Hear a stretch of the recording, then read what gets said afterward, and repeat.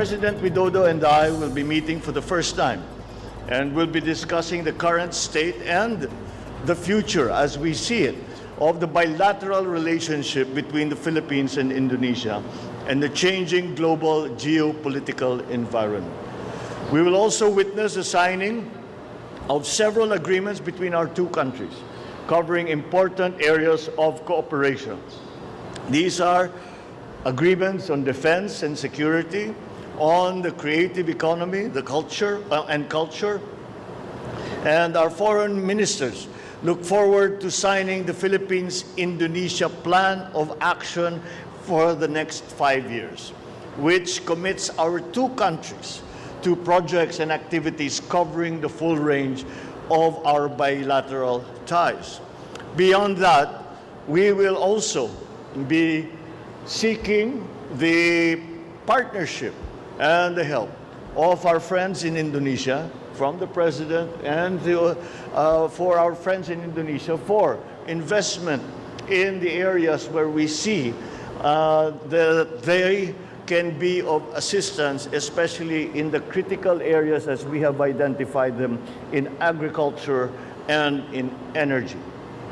Likewise, upon the invitation of President Halima Yacob, I shall undertake a state visit to Singapore from the 6th to the 7th of September. Singapore is home to 200,000 Filipinos, and as ever, they make us proud for their contribution to the economies of Singapore and the Philippines.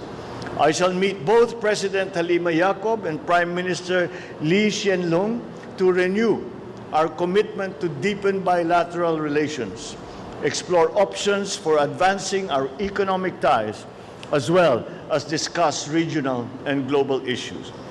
Prime Minister Lee and I will also witness the signing of several agreements. Singapore has become the Philippines' top trading partner in ASEAN and the top source of approved investments in 2021. Our economic cooperation with Singapore has grown by leaps and bounds for the past half-century, and more opportunities are just waiting to be tapped by both sides.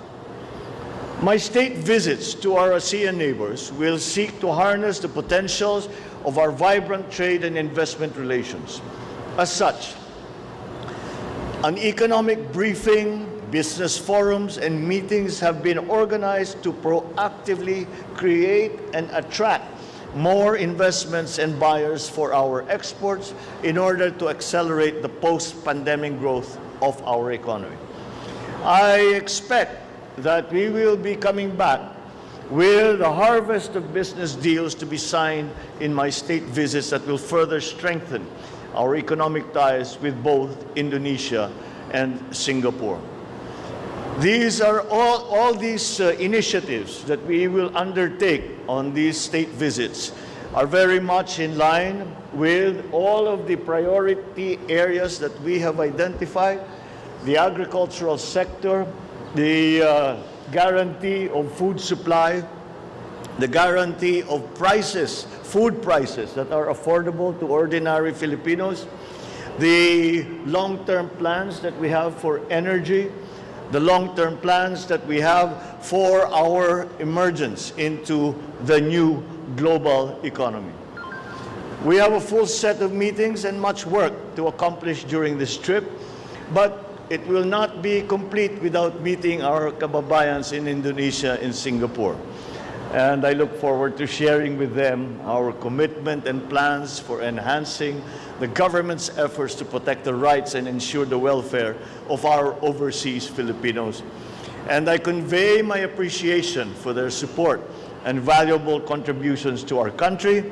And beyond that, we must thank Singapore and Indonesia for the way that they have welcomed and allowed to assimilate our Filipino nationals into their society, into their economy, and into their daily lives. We are always so proud of them, and we are glad to see that our neighbors, where our Filipino nationals work and strive, also appreciate them for what they do. Maraming salamat po. Magandang umaga po sa inyo lahat.